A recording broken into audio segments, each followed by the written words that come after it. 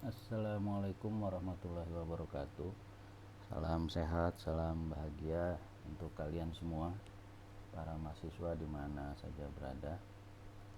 Baik, kali ini kita berjumpa lagi dalam materi perkuliahan pajak daerah atau perpajakan dengan tema pajak daerah ya untuk pertemuan 12. Nah, untuk pajak daerah ya, pajak daerah itu adalah kontribusi masyarakat baik secara pribadi maupun perusahaan yang diberikan kepada pemerintah daerah berdasarkan atau dikarenakan undang-undang dan tidak mendapatkan imbalan langsung dan digunakan untuk keperluan masyarakat. Jenis pajak daerah itu bergantung dari bentuk daerah, artinya bahwa pajak daerah itu mengikuti apakah daerah itu berbentuk provinsi, kabupaten ataupun kota. Nah, manfaat pajak daerah: satu, mendorong peningkatan konsumsi, menarik investasi, memberikan peningkatan output ekonomi. Nah, di sini kita bisa lihat ya, ada GDP. Apa itu GDP? GDP itu Gross Domestic Product. Gross Domestic Product ini adalah angka yang menggambarkan barang atau nilai barang dan juga jasa yang diperlukan atau juga yang dibeli oleh masyarakat pada satu negara, gitu ya. Jadi GDP itu Gross Domestic Product itu adalah tingkat kebutuhan masyarakat terhadap barang maupun jasa dari satu negara. Lalu di sini ada AD. AD ini adalah aggregate demand ya. Jadi aggregate demand itu adalah satu tingkat pertumbuhan dari atau permintaan masyarakat. Jadi tingkat pengeluaran masyarakat atau AD ya, itu merupakan kombinasi atau kumpulan ya yang terdiri dari nilai konsumsi masyarakat, nilai investasi yang ada di satu negara atau daerah, lalu di sini ada pengeluaran pemerintah dari APBD atau APBN ditambah nilai ekspor dikurangi impor ya. Jadi ini artinya tingkat pengeluaran masyarakat ya. Lalu di sini ada peran pajak daerah dalam tax ratio ya. Kita lihat ya, kontribusi pajak daerah bagi tax ratio 1,27%, 1,46%. Pertanyaannya, tax ratio itu apa sih? Tax ratio itu adalah perbandingan antara pajak yang dihasilkan terhadap gross domestic product ya, terhadap GDP atau terhadap pendapatan masyarakat. Lalu di sini faktor ya kunci yang meningkatkan pajak daerah ya. Di sini ada proses perbaikan kinerja dari pemerintah ya, lalu ada strategi belanja efektif, lalu upaya selama mungkin putaran uang di daerah ya, sehingga memberikan dampak multiplier. Apa itu dampak multiplier? Yaitu adanya dampak yang beruntun ya. Jadi dampak yang beruntun itu misalnya ada misalnya ada modal besar ya, lalu diinvestasikan di satu daerah, misalnya dibangun sebuah pabrik, maka pabrik akan merekrut begitu banyak karyawan.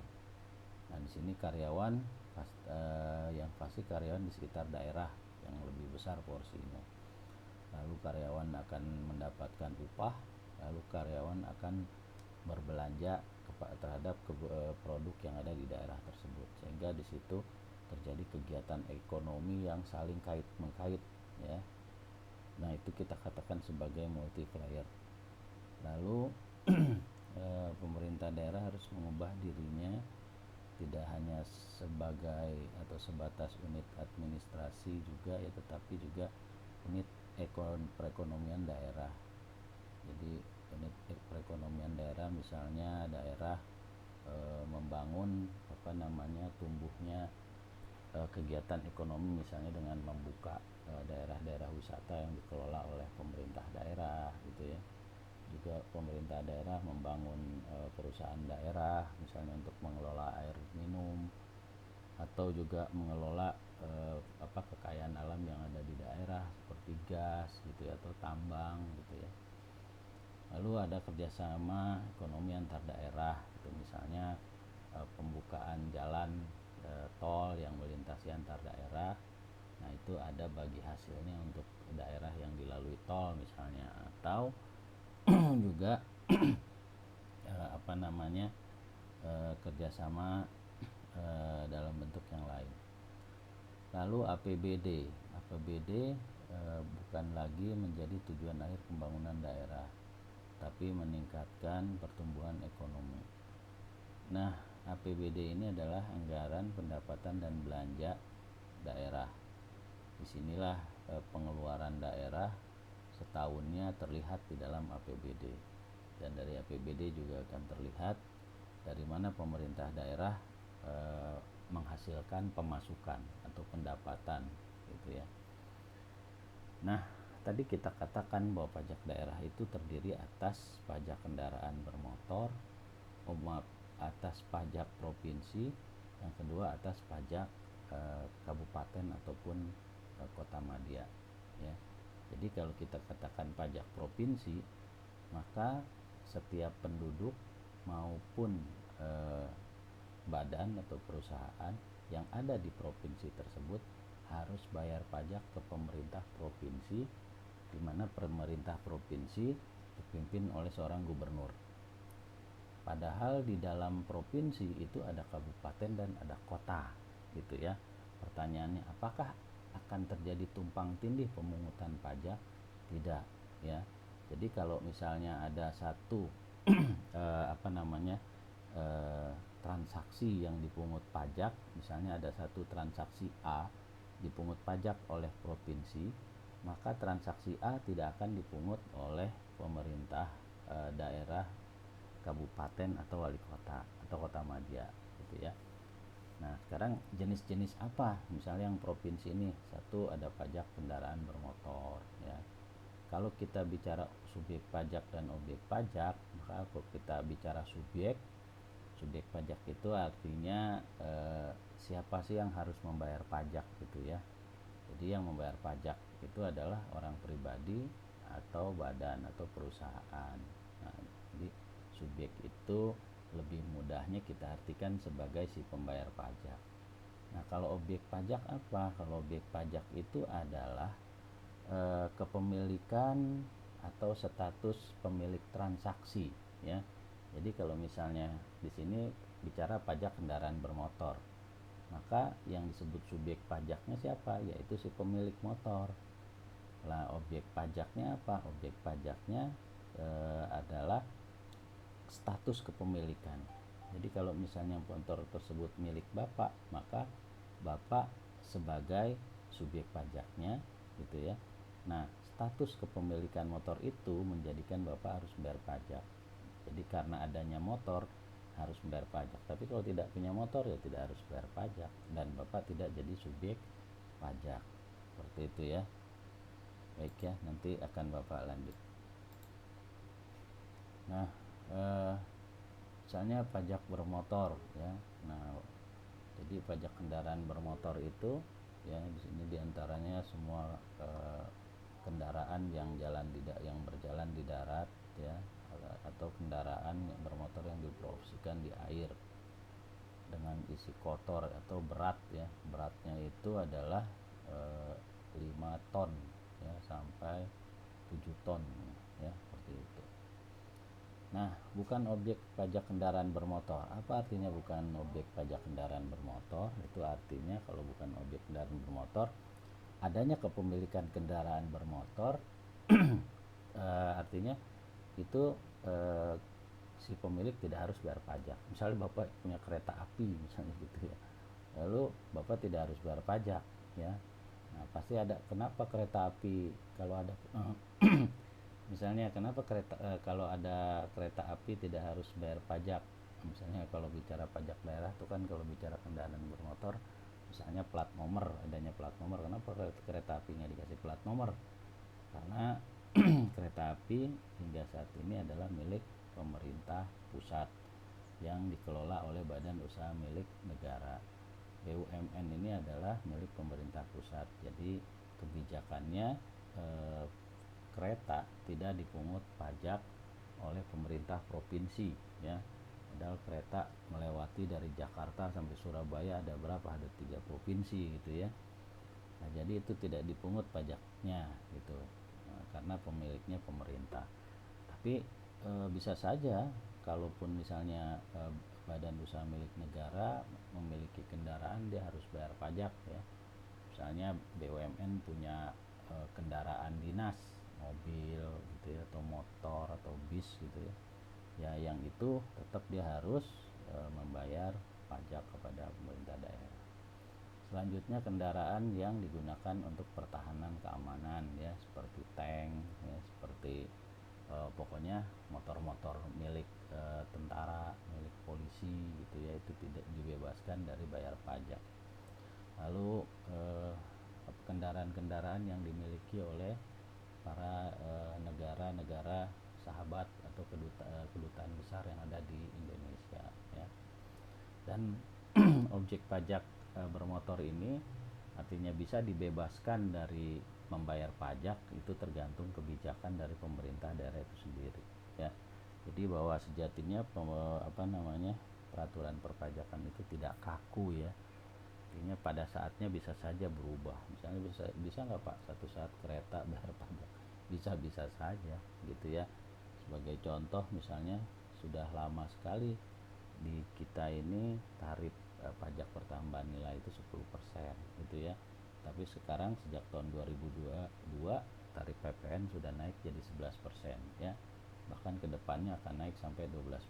Jadi artinya yang namanya peraturan ataupun kebijakan pemerintah itu bisa berubah-ubah ya, tidak statis gitu. Jadi kalau kita bicara pajak, jadi semua peraturan pajak dimungkinkan bisa berubah atau dimungkinkan juga tidak berubah, tergantung daripada situasi negara, sehingga negara mengambil satu kebijakan yang diperlukan di mana dipandang oleh negara kebijakan tersebut, misalnya menyangkut pendapatan negara atau menyangkut daripada stabilitas ekonomi gitu ya, karena pajak kaitannya ke sana, atau misalnya menyangkut keamanan satu negara, maka peraturan perpajakan bisa dijadikan alat atau instrumen untuk membantu mendukung kebijakan pemerintah. Lalu ada istilah dasar pengenaan pajak. Dasar pengenaan pajak itu artinya nilai daripada kendaraan bermotor ya. Nilai kendaraan bermotor berapa, misalnya 1 juta, langsung dikali tarif pajak. Nah, nilai daripada kendaraan bermotor itu bergantung daripada yang ditetapkan oleh pemerintah daerah ya. Misalnya kalau motor baru, mobil baru, itu sudah jelas angkanya. Artinya angkanya itu dari perusahaan. Misalnya Toyota Innova keluaran terbaru harganya misalnya 450 juta. Maka itu bisa kita katakan bahwa itu adalah dasar pengenaan pajak, atau angka itu akan dikali tarif pajak, maka hasilnya adalah pajak yang harus dibayar oleh si pemilik Innova, misalnya seperti itu. Nah, akan tetapi untuk kendaraan-kendaraan yang bersifat mobil bekas, motor bekas gitu kan, itu kan pasti terjadi penurunan nilai karena adanya penyusutan. Misalnya mobil Kijang tahun 1980 itu kan pasti nilainya sudah jauh murah sekali.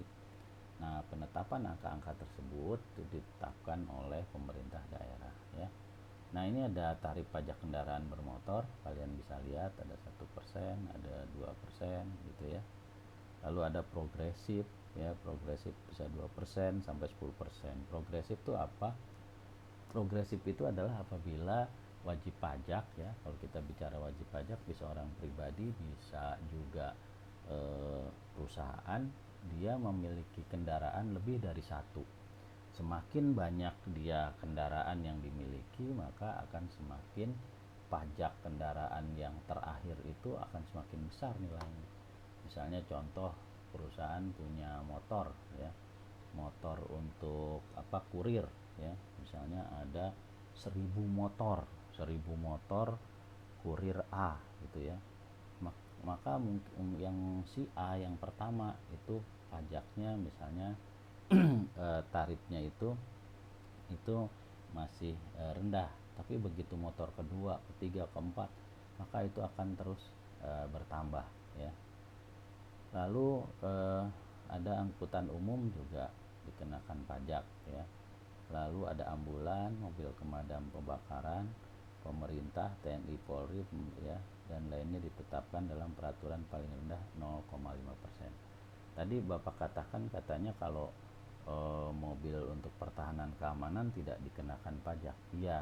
Berarti kalau kita lihat pada slide di sini, yang tidak dikenakan itu adalah betul-betul kendaraan untuk tempur ya, misalnya tank gitu ya, meriam misalnya gitu kan, atau truk memang untuk tempur. Tapi kalau misalnya kendaraan pemerintah, TNI, Polri yang sifatnya hanya untuk operasional ya, seperti kita lihat banyak mobil-mobil para pejabat misalnya Pajero misalnya gitu ya, Mitsubishi Pajero atau Innova ya, itu kan bukan untuk tempur ya, maka tetap menjadi atau dikenakan pajak gitu ya.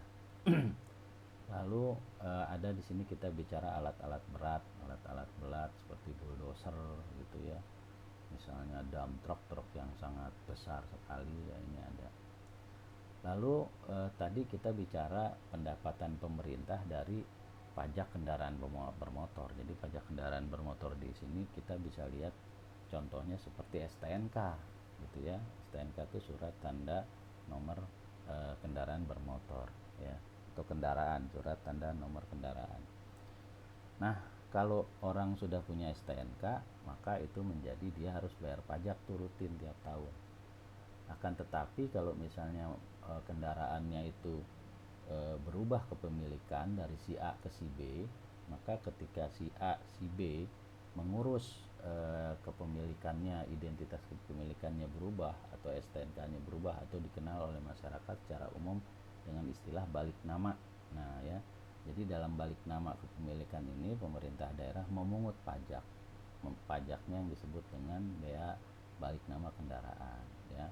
Subjek pajak siapa sih pembayarnya, yaitu orang pribadi atau perusahaan. Objeknya ya ini karena adanya perubahan kepemilikan gitu ya, karena ada perubahan kepemilikan.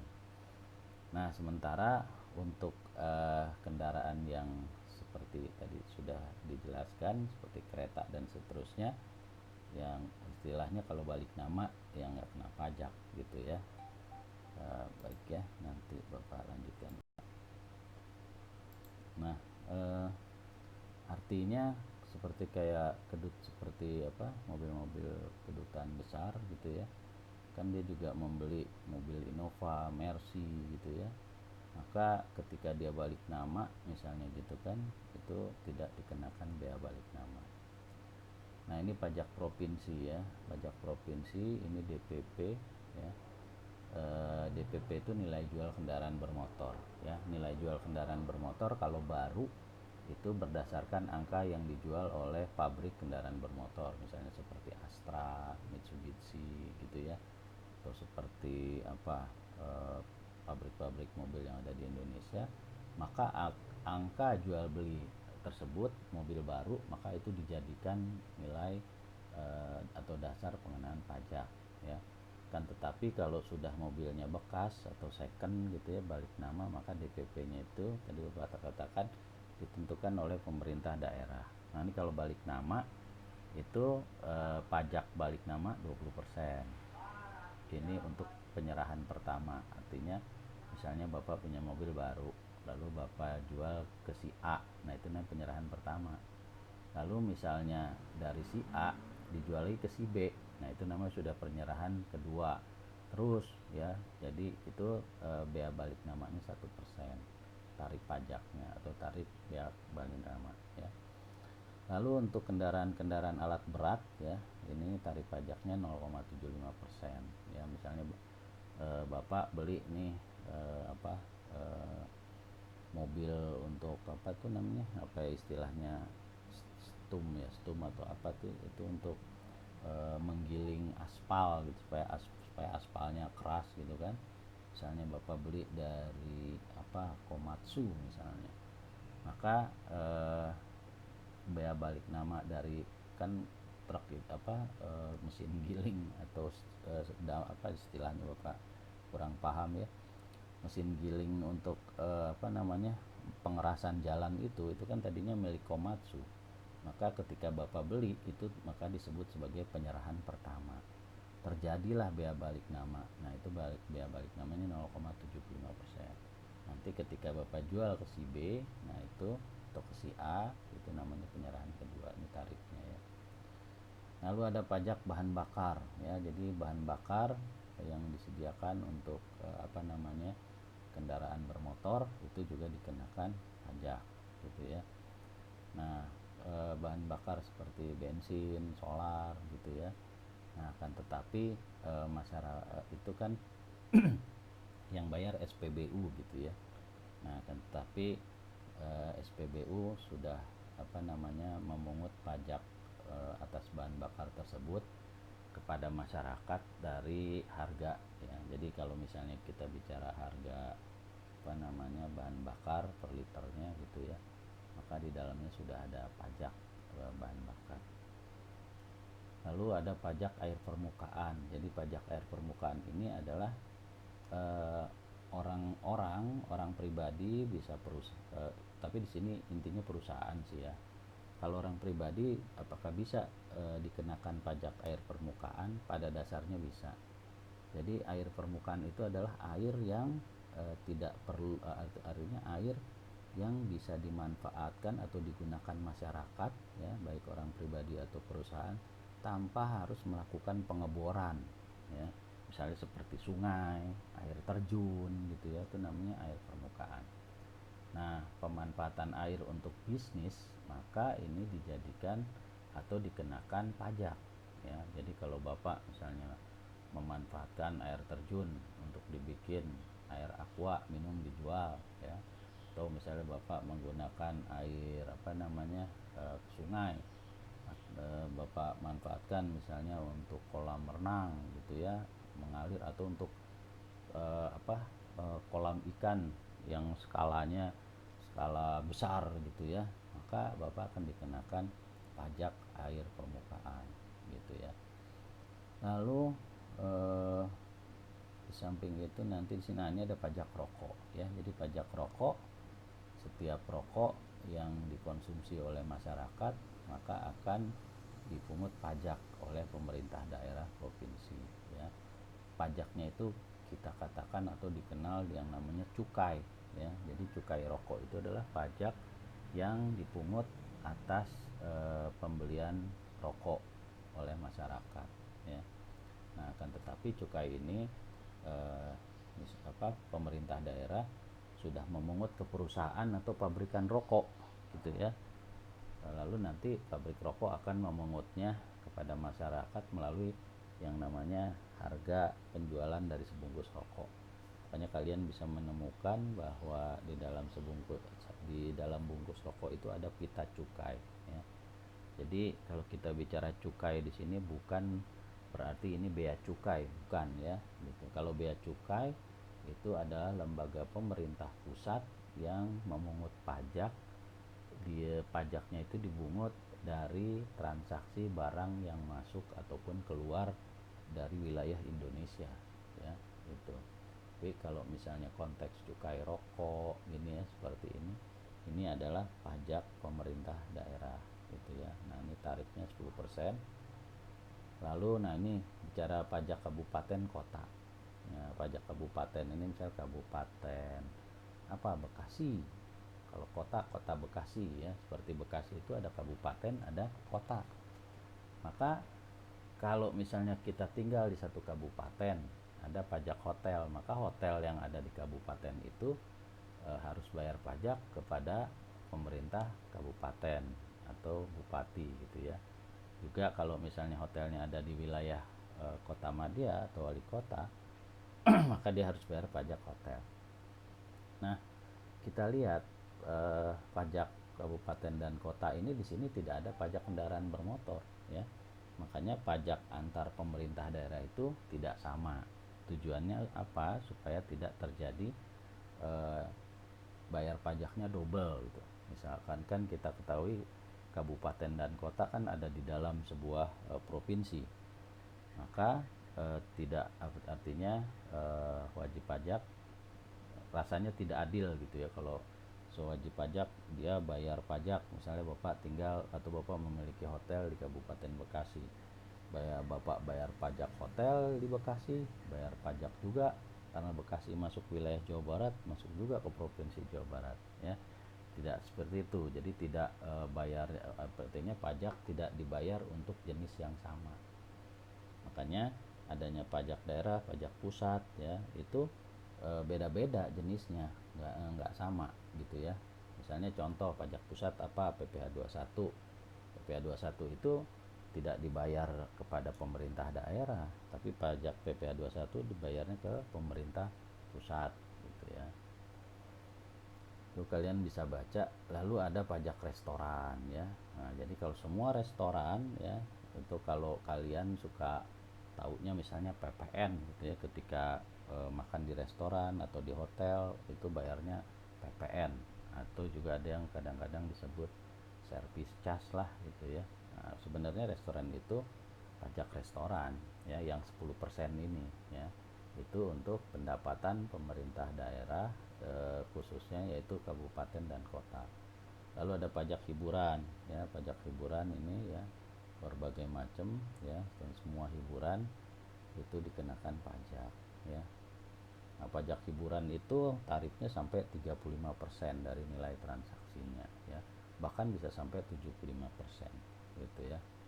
Nah, ini pajak reklame. Pajak reklame itu apa? Iklan ya, ada billboard ya, Videotron, Megatron. Nah, itu pajak apa? Iklan yang dibentuk di dalam tayangan TV di sebuah hotel gitu ya. Nah, itu seperti itu ya. Nah, itu apa namanya, pajak iklan bisa sampai 25%. Baik ya, nanti kelanjutan. Nah, lalu ada pajak penerangan jalan ya. Jadi penggunaan listrik, baik listriknya itu dihasilkan oleh sendiri karena punya genset ya, atau sumber lain, itu juga harus bayar pajak gitu ya. Lalu apa namanya, wah ini baterainya habis ya. Oke, nanti belum dulu.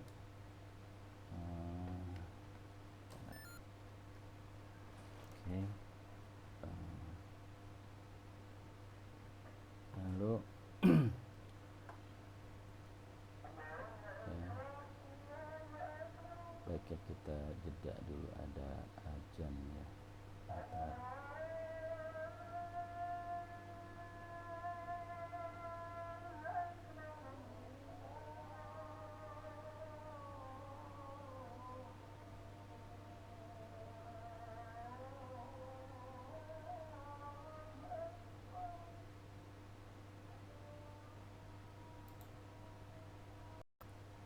Baik, Bapak lanjutkan ya. Jadi pajak untuk tenaga listrik atau penerangan jalan ini ya, kalau sekitar lingkungan perumahan gitu ya, itu kan berdasarkan dari PLN. Maka masyarakat membayar pajaknya itu sudah disatukan dari tagihan listrik gitu ya, dalam rekening listrik gitu ya. Nah, kalau untuk misalnya ada industri, misalnya pabrik, kan lokasinya besar, luas, hektaran gitu ya, terus dia bikin penerangan jalan, nah itu juga dikenakan pajak oleh pemerintah daerah atau kabupaten atau kota ya. Ini ada tarifnya 10%, 3%, sampai 1,5%. Nah, selanjutnya ada jenis pajak kabupaten kota yang keenam, yaitu pajak mineral bukan logam dan batuan. Jadi kalau apabila kan kalau kita bicara sebuah daerah di kabupaten atau di kota, pasti kan ada dia mempunyai kekayaan alam.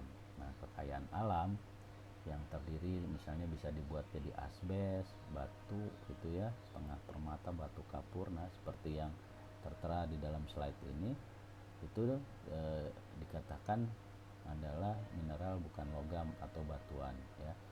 Nah, maka baik orang pribadi maupun perusahaan yang memanfaatkan kekayaan alam sebagaimana di dalam mineral bukan logam ini, di mana dia memanfaatkan untuk komersial gitu, untuk mendapatkan keuntungan yang sebesar-besarnya, sehingga dia harus bayar pajak ke pemerintah daerah. Kenapa? Karena pasti akan penggalian besar-besaran itu juga akan mengurangi kekayaan alam dan juga kadang-kadang bisa merusak ekosistem gitu ya.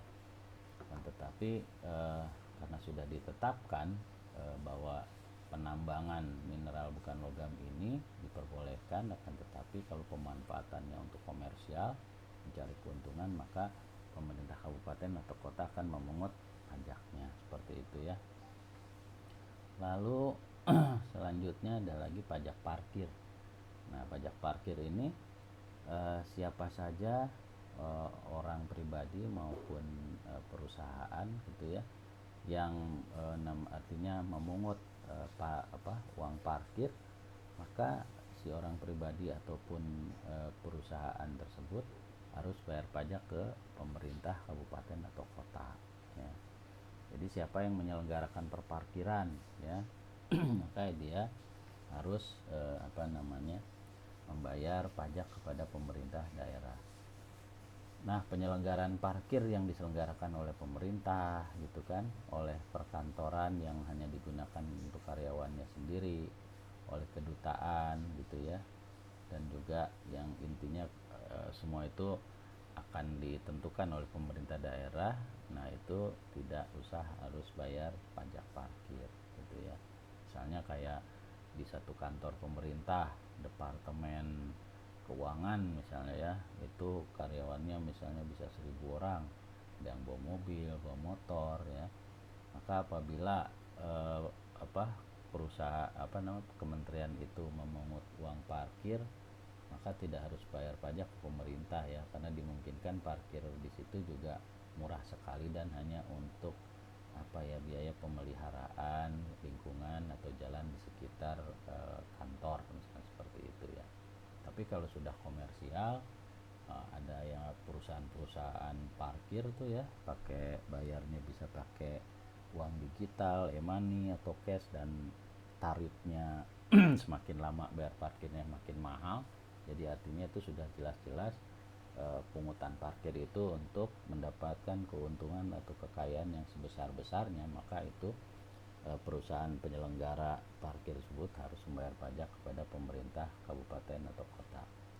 Nah, itu selanjutnya ada pajak air tanah. Pajak air tanah itu apa? Yaitu pajak yang dikenakan kepada air, di mana air baru bisa didapatkan setelah melakukan penggalian atau pengeboran gitu ya. Jadi apabila masyarakat melakukan penggalian tanah untuk mendapatkan air ya, kalau hanya untuk konsumsi rumah tangga ya itu tidak dikenakan pajak. Tapi sifatnya kalau sudah untuk industri, misalnya industri pabrik baja ya yang memerlukan air, atau bisa saja pabrik air minum, air mineral, menggali tanah gitu, air tanah ya biasanya dalamnya bisa sampai ratusan meter, itu pemerintah kabupaten atau kota akan memungut pajak gitu ya. Nah, pajak kabupaten kota ini yang tidak artinya kalau kita bicara tadi kan ada pajak provinsi, ada pajak kabupaten dan kota gitu ya. Nah, mungkin ada pengecualian nih ya kalau misalnya bicara pemerintah DKI gitu ya. Karena di pemerintah DKI atau misalnya daerah khusus ibu kota negara atau Jakarta ini, di Jakarta ini kan tidak kabupaten ada Kepulauan Seribu ya kalau nggak salah.